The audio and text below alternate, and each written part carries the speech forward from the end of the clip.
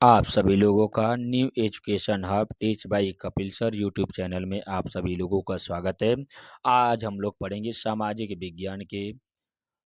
विज्ञान या social science के जितने भी इम्पोर्टेंट एमसीक्यू हैं, उसमें से आज हम लोग पढ़ेंगे जियोग्राफी के चैप्टर नंबर 2 के जितने भी इम्पोर्टेंट एमसीक्यू हैं उसको देखेंगे। तो आज हम लोग पढ़ेंगे वन एवं वन एवं वन्य जीव संसाधन के जितने भी इम्पोर्टेंट एमसीक्यू हैं सभी को ध्यान से देखा जाएगा।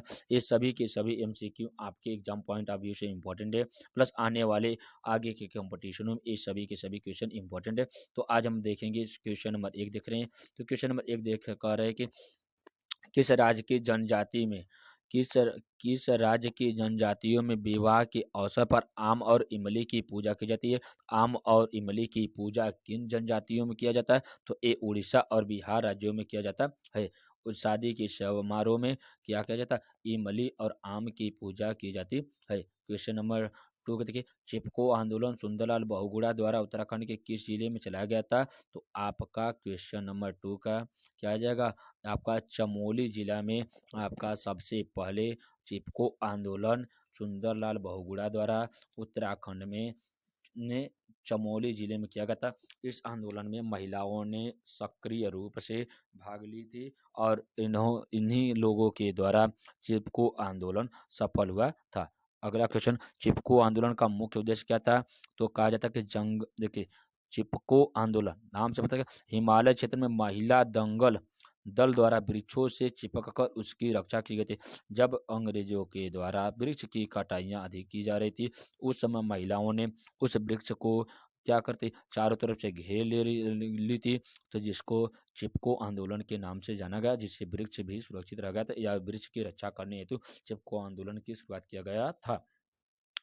चीता को भारत में कब लुप्त प्राय घोषित किया गया था? देखिए, चीता हमारा भारत का लुप्त प्राणी है, जिसकी घोषणा कब की गई थी? तो एक क्वेश्चन नंबर 4 का 1952 हमारा राइट आंसर है। इसमें कहा गया था कि चीता को भारत का लुप्त प्राय घोषित किया गया था।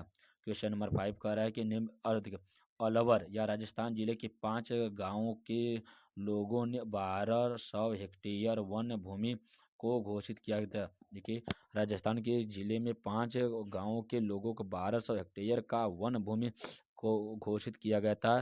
तो एक क्वेश्चन नंबर 5 का आपका भैरव देव डाकल सेंचुरी के नाम से जाना गया था।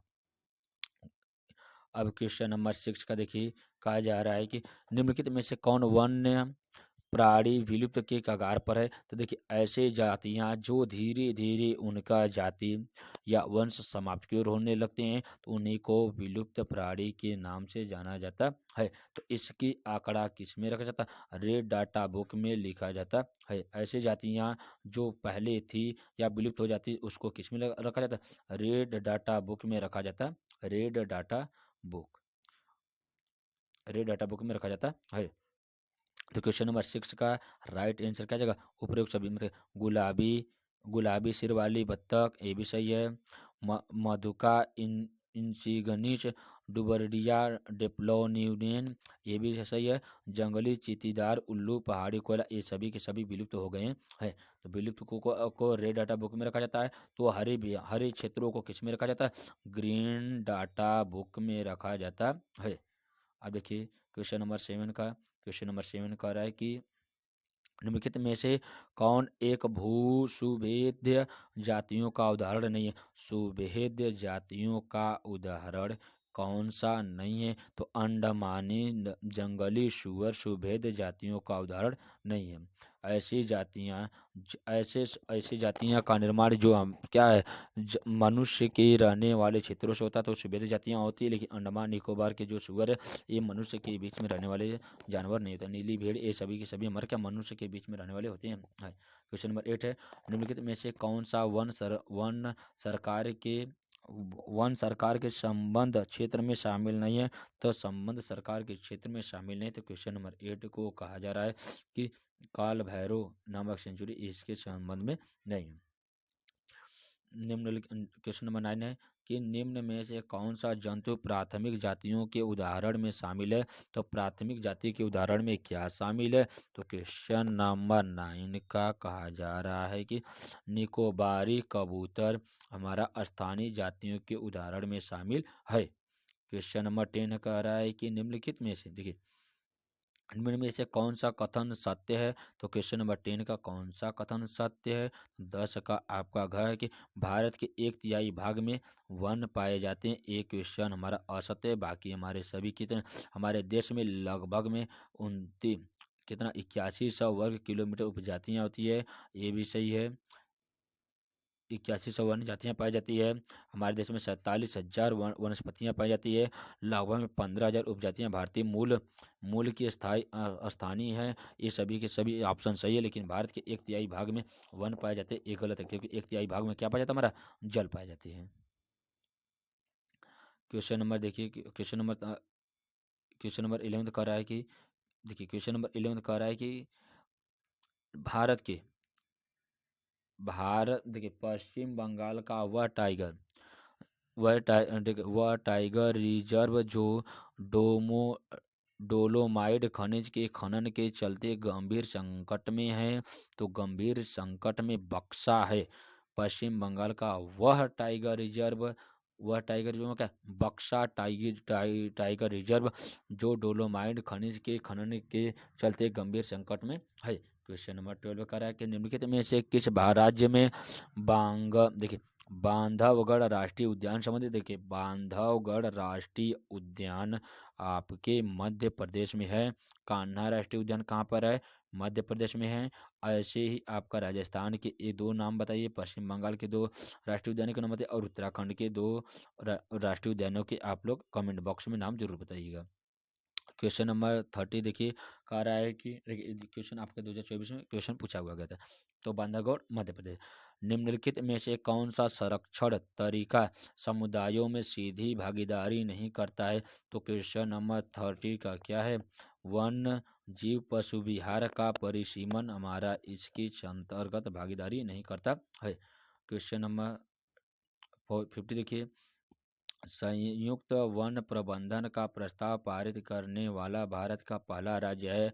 तो 40 का क्या कौन सा क्वेश्चन सही जगह, तो आपका उड़ीसा आपका संयुक्त वन प्रबंधन का प्रस्ताव पारित करने वाला भारत का पहला राज्य था। चिपको आंदोलन संबंधित है एक किसी देखिए मृदा संरक्षण से, वन संरक्षण से, जल संरक्षण या वायु संरक्षण से, किसे ये वन संरक्षण से संबंधित होता है। क्वेश्चन नंबर 60 का देखिए 60 का कारक ग्रीन इंडिया मिशन। देखिए ग्रीन इंडिया मिशन के किस वर्ष से प्रारंभ किया गया था।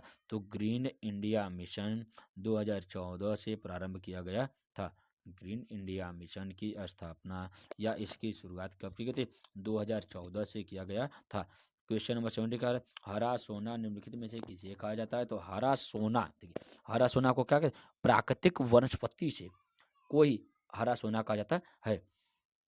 इसकी डाटा देखिए हरे क्षेत्रों को देखने के लिए किसका इस्तेमाल किया जाता है, ग्रीन डाटा बुक का इस्तेमाल किया जाता है हरे भरे क्षेत्रों को रखने के लिए। और विलुप्त जातियों को रेड डाटा बुक के ऊपर रेड डाटा बुक में अंकित किया जाता है।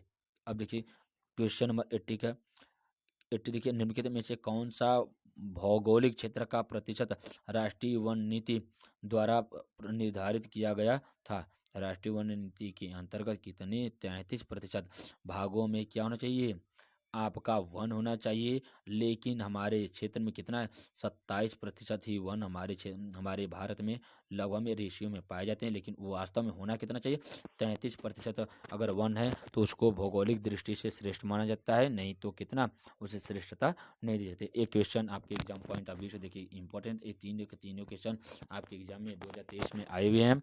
ऐसे ही वीडियो देखने के लिए चैनल को लाइक करिए सब्सक्राइब करिए तथा अपने मित्रों को शेयर कीजिए और उसको बताइए कि देखिए यहाँ पे क्लासें कितने सटीक तरीके से कितने कम समय में अच्छे से आपको एक्सप्लेन करते हुए समझाया जा रहा है।